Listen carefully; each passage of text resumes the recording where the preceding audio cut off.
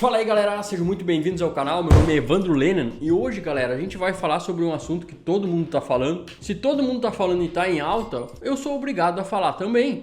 Tá bom. E além disso, ele tem a ver muito com o que a gente quer saber aqui no canal, que é sobre economia, tá? A gente vai falar hoje sobre a guerra, sobre o ataque do Hamas contra Israel. Não tem como se abster disso, a gente tem que falar, porque isso daqui ainda pode desencadear em um monte de coisas que pode também diretamente impactar o nosso bolso. Então, essa geopolítica toda, esse tipo de conflito, essas coisas que estão acontecendo, não tem como não falar. Porque tu vai dizer assim, Evandro, tu tá falando isso daqui só pra dar audiência. também, claro, porque se todo mundo tá falando no YouTube, eu tenho que dar a minha opinião, porque pessoas que me seguem às vezes querem saber também a minha opinião. Então é disso que a gente vai falar no vídeo de hoje. Eu vou falar um pouco aqui do que é esse conflito, quem é o Hamas, por que ele tá fazendo isso. Eu vou me abster da minha opinião.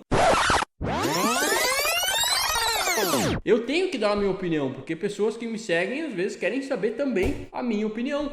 Tá, vou me abster da minha opinião. Não quero ser cancelado, nem cancelado na internet, nem ter CPF cancelado. Não quero que, cara, meu Deus do céu, isso aqui é um negócio complicado demais. Tem gente maluca na internet falando sobre isso daqui. Então eu não vou dar a minha opinião sobre a guerra. Eu vou dar a minha opinião sobre como isso daqui pode impactar o nosso bolso. Ah, bom. Tem como a gente ganhar dinheiro com isso? Eu não tô falando de ganhar dinheiro com a guerra, tá, gente? Pelo amor de Deus. Não venha com mimimi, não venha com esse negócio de querer colocar no meu, que não é essa a intenção do vídeo, tá? Eu quero que vocês aprendam a analisar, olhar o cenário como um todo e como o cenário está acontecendo. Não é que eu queira que vocês ganhem dinheiro com a guerra, não é isso. Eu quero que vocês analisem o cenário e possam se defender do que está por vir. Então, se a gente é obrigado a se defender, se a gente é obrigado a fazer alguma coisa com os nossos investimentos frente ao que está vindo, então nada mais justo que a gente consiga ganhar alguma coisa com isso. A gente tem o nosso dinheiro na reta, a gente não quer perder o nosso dinheiro, então a gente precisa analisar e olhar com os olhos econômicos, mesmo que isso seja um problema humanitário terrível, gente. Meu Deus do céu, isso aqui é uma loucura. É uma loucura que exista gente no século 21 querendo se matar desse jeito. Mas então é isso que a gente vai falar no vídeo de hoje, galera. Se curtir, por gentileza aí, dê um like, considere se inscrever no canal. Peço demais que vocês façam isso, isso ajuda demais o canal a crescer. É isso aí, aquele cafezinho e vamos lá.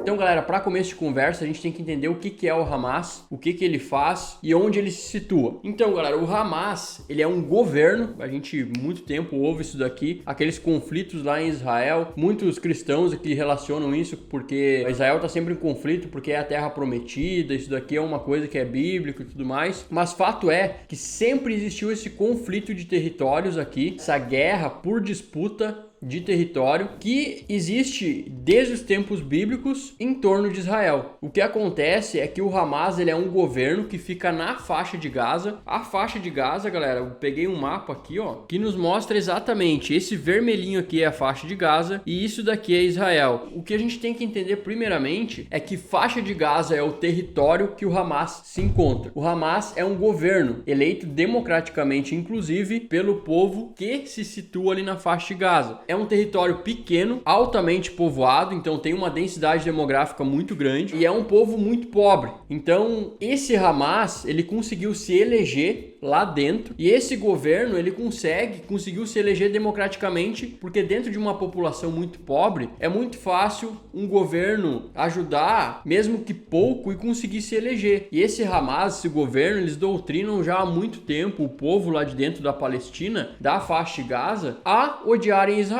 Isso daqui é uma coisa que desde o início já existe. Então, a faixa de Gaza, ela é separada de Israel. E Israel ficou com um território maior. Só que olhando aqui, parece que Israel é muito grande, só que Israel não é muito grande. Israel, para vocês terem uma ideia, todo o país, todo o território de Israel é menor do que um estado brasileiro. Ele é do tamanho de um estado brasileiro pequeno, para vocês terem uma ideia. Então, Israel, ele não tem como deixar muito território para outros países. Os outros países são muito maiores. Olha o tamanho de Arábia Saudita, Iraque, Síria, que já não são muito grandes e mesmo assim são enormes perto de Israel. Então, o Hamas, ele diz que a Palestina é uma terra islâmica, né? E aí já vem o conflito de religiões. Então o Hamas, eles têm a religião islâmica e Israel tem a religião cristianismo, né? Jesus nasceu lá, aquela coisa toda. Então já tem o conflito de religião. Tem mais o conflito de território, que o Hamas não aceita ter ficado só com aquele pedaço de território. Eles acham que Israel tem que ceder uma parte maior para eles, sendo que Israel já é muito pequeno. Então esse conflito religioso e esse conflito de muito tempo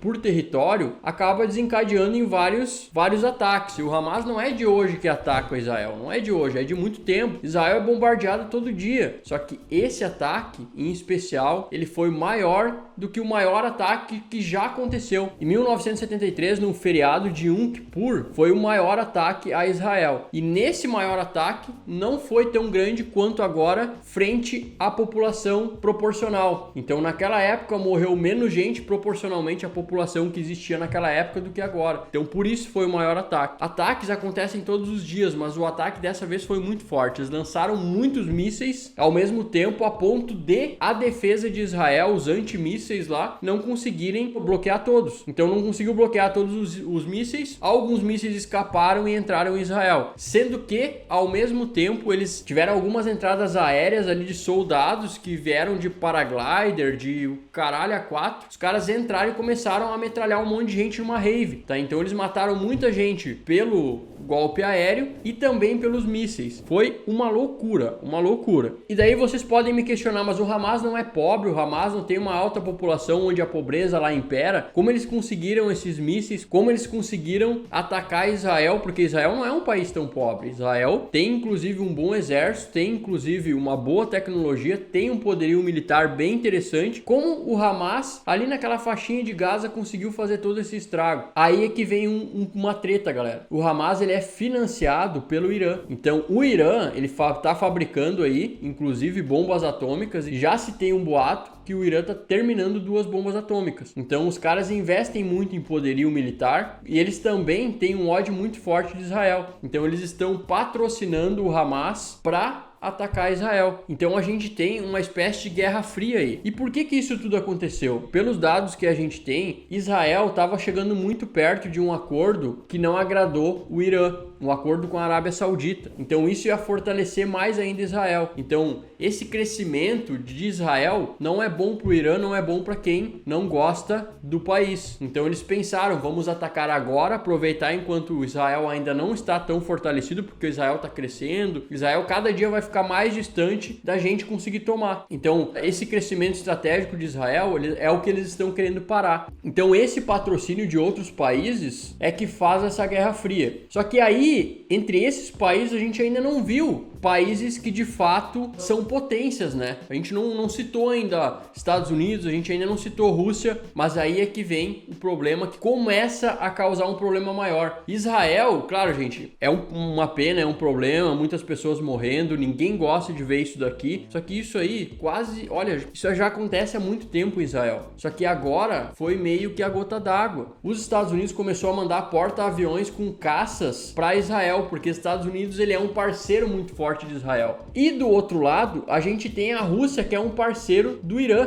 E aí é que começa a pipocar um problema muito maior e começa a ter uma guerra fria, como se existe na Ucrânia e Rússia, onde os Estados Unidos e o Ocidente, Europa e companhia, começa a patrocinar, a ajudar a Ucrânia a não morrer, porque se não fosse esse patrocínio muito forte dos Estados Unidos e a Europa e companhia, a Ucrânia já tinha caído por terra, não ia ter como aguentar essa pressão toda da Rússia. Então os Estados Unidos agora começou a ajudar Israel. E se a Rússia, que já tá meio capenga, mas a gente não sabe até que ponto que tá tão capenga, começar a ajudar, a patrocinar essa guerra do outro lado via Irã, aí a gente vai ter um problema maior, porque a guerra não termina. E quem sabe uma terceira guerra mundial. Vocês já pensaram uma terceira guerra mundial, galera? O que isso aqui pode desencadear para os nossos investimentos? Cara, isso é uma coisa que não tem nem como mensurar agora, tá? A gente tem que acalmar o coração, é um passo de cada vez, a gente tem que ver no que isso daqui vai dar. Muitos pensavam que a guerra Ucrânia e Rússia já poderia desencadear numa terceira guerra mundial. Isso aqui já tá perdurando muito tempo, já deveria ter terminado. Isso aqui, cara, é sem cabimento em pleno século XXI. A gente tem uma guerra que já existe há mais de um ano e quiçá entrando em outra. Então, cada vez mais a geopolítica está pressionando em desfavor a economia. A economia, de modo geral, ela está sofrendo muito. Por quê? Porque se com essa guerra toda, os países começam a aplicar sanções um no outro, né? Ou seja, punições econômicas de um país para o outro. Quando essas punições econômicas começam a acontecer, não refletem só no país que eles querem prejudicar. Isso reflete no mundo inteiro, porque o mundo inteiro é globalizado, porra. Entendem? Então não tem como escapar. Os caras estão aplicando sanções em um país, mas está refletindo no outro. A soja que eles não querem exportar mais para um país, prejudica aquele país que já para de exportar para o outro. E para de importar e assim começa aquela balança comercial a ficar ruim para todo mundo. Sem contar que esses países do Oriente Médio são grandes exportadores, produtores de petróleo. Então o petróleo pode mexer muito forte. Subindo o petróleo, a gente pode ter uma inflação muito alta, coisa que os Estados Unidos não quer, porque os treasuries, que são o tesouro americano, já está nas máximas. Os Estados Unidos já está com uma dívida muito grande e pagando muita remuneração em cima do tesouro deles. E o dinheiro todo é sugado pelos treasuries americanos, que são os títulos de renda fixa deles, que são considerados os mais seguros do mundo. Por quê? Porque a moeda americana é a moeda mais forte, é o dólar. O mundo comercializa em dólar ainda. Então os caras são donos da moeda mais forte do planeta. É por isso que a economia deles, por mais que esteja com problemas, com uma dívida muito alta, toda hora a gente vê uns burburinhos lá da política que pode ferrar com o país. E mesmo assim, os caras eles são donos da máquina de imprimir dinheiro que mais vale no planeta Terra. E isso ninguém ignora. Eu me sinto foda. Quando a coisa tá feia, todo mundo vai pro ouro, todo mundo vai pro dólar. Então, galera, o que eu quero dizer com tudo isso? A gente tem problemas geopolíticos acontecendo cada vez mais problemáticos. A gente passou 10 anos aí até a era Trump sem ter problemas. Agora parece que começou a estourar problema de tudo que é lado. E logo na tua hora que tu começou a investir. Ai, tá vendo? E você tem que começar a aprender a lidar com isso. Daí tu vê investidores colocando dinheiro em renda variável e cai. Coloca dinheiro em renda variável e cai. Coloca dinheiro em renda variável e cai mais. E parece que tu tá investindo errado, mas tu não tá. É que a gente tá num momento atípico. A gente não tá num momento normal. O mundo tá louco. Vocês estão me entendendo? Então a gente, cada vez mais, a gente vai ter que ter uma gestão mais ativa da nossa carteira. A gente vai ter que aprender a acompanhar mercado se a gente não quer perder dinheiro. E a gente vai ter que mexer as peças do tabuleiro com mais frequência, porque as coisas, o cenário tá mudando muito rápido. Dito tudo isso, pessoal, o vídeo já deve ter ficado longo pra caramba, o editor já deve estar querendo cortar o meu pescoço. Por que tanta violência, rapaz? Como a gente pode se beneficiar disso tudo? E de novo, não é ganhar dinheiro com a guerra, é a gente mexer as peças, os nossos investimentos, as peças de tabuleiro, de maneira que a gente não perca dinheiro. A gente não pode perder dinheiro aqui. É o nosso suado dinheirinho. Então como é que a gente pode fazer hedge na nossa carteira, que é aqueles ativos de proteção? Investindo em empresas seguras. E o que são empresas seguras? A gente pode investir em banco, setor de saneamento básico, elétricas, que são setores de utilidade pública que nem em um momento de guerra elas vão quebrar, porque precisa desse serviço. Banco precisa, saneamento precisa, elétricas precisa. A gente precisa, são serviços de utilidade pública. A gente precisa investir também em empresas que têm receita em dólar, porque se essa porra toda estourar, para onde vocês acham que vai o dólar? Então, empresas, por exemplo, como a Klabin, como a Suzano, empresas de commodity em geral, JBS e companhia, empresas de petróleo principalmente, cara, o petróleo vai explodir se essa coisa toda não acalmar. Vai explodir. 3R Petroleum, Petrobras, XOP, que é um ETF que a gente tem lá fora, que a gente pode comprar na Bolsa Americana. Olhando o petróleo agora, o petróleo Brent, cara, tá subindo 4% só hoje. 4% só hoje, cara. Isso daqui é preocupante demais. Dólar subindo vai pressionar a inflação, que vai fazer com que o dinheiro vá para os Estados Unidos, fazendo com que o nosso governo não possa cair mais a taxa de juros, porque lá não para de subir. Então, a renda fixa não está morta. Não acredito que a nossa renda fixa, que a nossa Selic vá cair com tanta velocidade. Pode ficar tranquilo nesse ponto. Eu acho que investir em renda fixa agora ainda é um bom momento. Investir em fundos imobiliários de papel seguros é um bom negócio. Como eu disse, a Selic não vai cair tão rápido. Tanto fundo de papel IPCA quanto fundo de papel CDI, os dois são uma boa proteção agora. Títulos do nosso tesouro, excelente proteção. Quer investir em petróleo? O petróleo é um hedge nesse momento. Se tudo se complicar, o petróleo sobe. O petróleo ainda, além de ser uma commodity que sobe, porque a oferta diminui quando os países querem prejudicar uns aos outros. Essa falta de oferta faz com que o petróleo suba e ainda por cima o petróleo é cotado em dólar. Então você ganha duas vezes na valorização do petróleo. As empresas produtoras e exportadoras de petróleo ganham duas vezes. Elas produzem uma commodity que está em alta e ainda vendem ela em dólar, que também está explodindo. Então, cara, investe em coisas agora que realmente fazem sentido. Vai investir em varejo agora? Cara, pelo amor de Deus, não é que seja proibido, mas cara, aqui ó,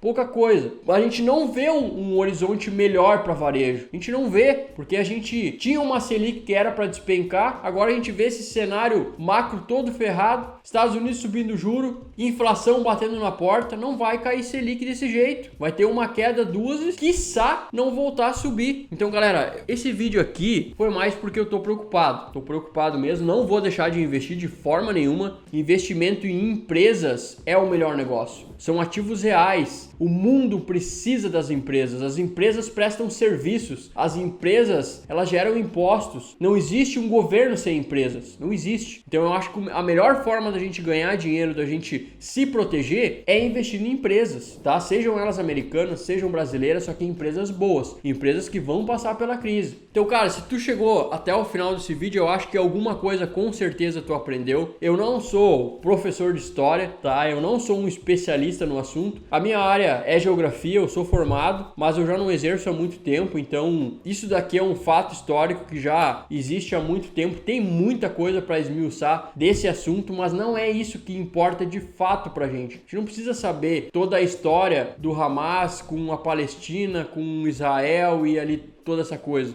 A gente tem que aprender a mapear as coisas, a mapear os problemas pra gente tomar decisões no cenário econômico. É isso que a gente precisa. Então, galera, espero que vocês tenham curtido esse vídeo aí. Espero que não tenha ficado muito longo. Espero que vocês tenham gostado do que eu falei aqui. Se eu falei alguma coisa que vocês não concordam, coloca aí nos comentários, galera. Eu não sou o dono da verdade. Eu não sei de tudo, nem na área dos investimentos, nem em área nenhuma, cara. Eu sou humilde pra reconhecer os meus erros. Só que isso daqui tudo é minha opinião. Tá? Aqui nesse canal eu dou a minha opinião. Então eu sei que eu tenho a acrescentar para vocês ao mesmo tempo que vocês têm a acrescentar para mim. Então, galera, é isso aí pelo vídeo de hoje. Espero muito que vocês tenham gostado. Aquele forte abraço. Até o próximo vídeo. É isso aí. E valeu!